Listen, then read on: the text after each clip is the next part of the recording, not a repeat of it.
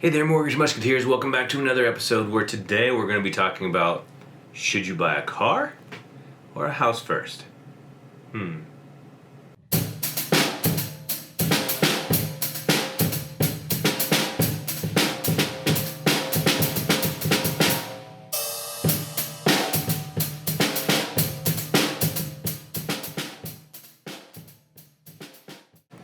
Okay, the reason that I'm doing this particular video is because it is needed.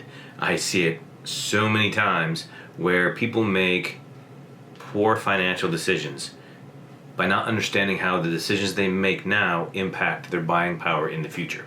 So one of the biggest ones that we run into is somebody purchasing a car versus buying a house. All right, so what I want to emphasize is the idea of debt to income ratio. So if you go out and you buy a car, that increases your debt and increases your debt to income ratio, and that lowers your buying power. So for all those folks, and this happens all the time with you get young couples who are doing all the right things. They get a promotion in a job, and the first thing they do is they run out and buy a new car. You know, it's something that they've always wanted. It's a status symbol. I mean, I get it. I truly do. But you need to think about it. What happens, and I see the sequence all the time, they are married, they have a family, they get a raise, they buy a bigger car. But they don't buy the car intelligently. They go out and get a fancy, big, expensive car with a big, fat, expensive monthly payment. I'm not kidding. I see $500 and $600 a month payments all the time from people who shouldn't be spending that much money. All right. Now that's a very you could think maybe that's a judgmental thing, but I'm looking at it from a financial standpoint. All right. It's not that I want to take anybody's ability to buy a nice car away. Not at all. I want to give everybody the ability to buy a nice house, then buy a nice car. Okay, because buying a car is completely different than buying a house. All right. So what I want to do is give you a good example of what some of these decisions do to people's debt to income ratio, and the best way to do that is to jump onto the computer. So let's take a look. Okay, so what I've done here is set up a really basic file. I've stripped out all the information of it. I just threw in a 4%, completely arbitrary. I pulled it out of nowhere.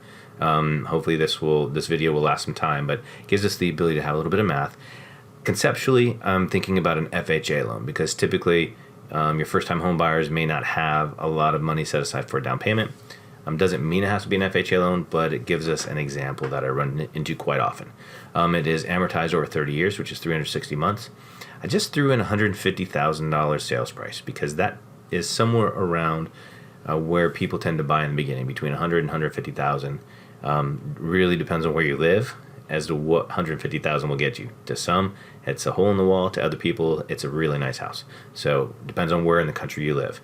Okay, 3.5% down is the minimum for an FHA loan. So on a $150,000 loan, that's $5,250. So I threw in homeowners insurance, which is hazard insurance, at about $100.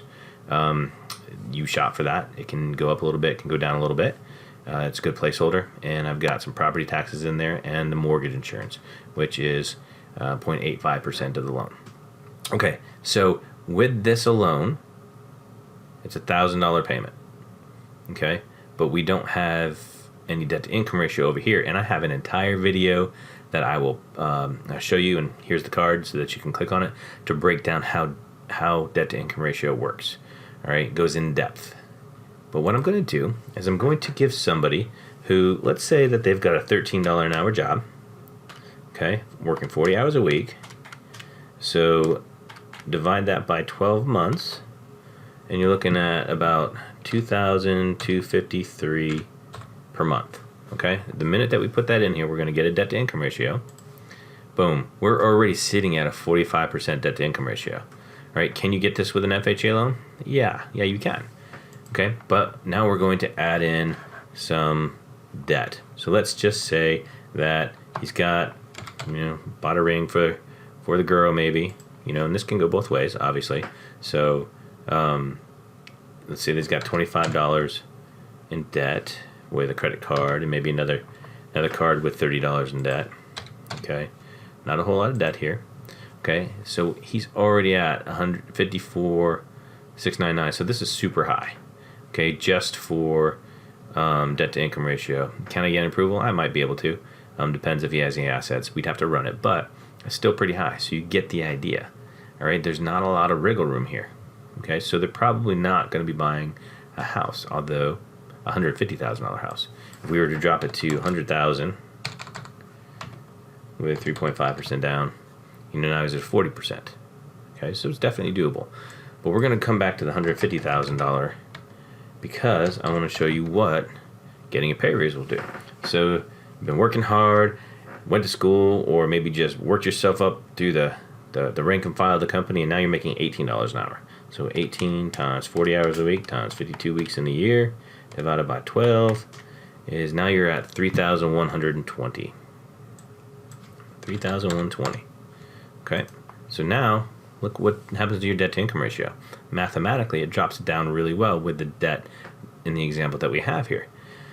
So instead of going and buying a house, what we see all the time, because well qualified, and if they have a good credit score, might even go conventional, what we see all the time is instead of buying the house first that they can afford, they're going to run out and they're going to buy a car. And they don't buy a $160 a month payment, which is still good. It's managing the money. Okay, what they do is they go out and buy a $45,000 brand new car, and you pull credit, and this is their monthly payment, $530. Now they're at a 56% debt to income ratio, and they can't afford it. Okay, buying power. So you can no longer afford a $150,000 house. So now, let's just play with numbers. Drop it down to a $125,000 house. You're still sitting at a 51. You're definitely FHA. Can that be done? It can, but think about the payment now, right? So putting everything in, look at that. So your car payment is almost as much as what your house payment would be. All right? Drop it down to 100,000. And now your debt to income ratio drops to 46. So you can kind of see how that impacts your debt to income ratio. But more importantly, your buying power just got impacted, right? So sitting at a $125,000 home, it may not get you anywhere close to what you wanted to at a $150,000 home.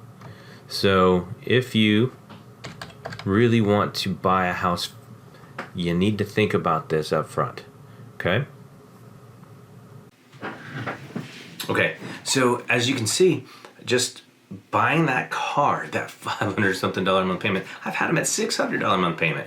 They just got a raise, life is good, they're gonna go buy a house, and they're like, yeah, I got a raise, got a new car, life is great, and they can't afford almost anything because the debt that I put in there was actually very small. Most people have a lot more debt than, $180, $200 worth of debt.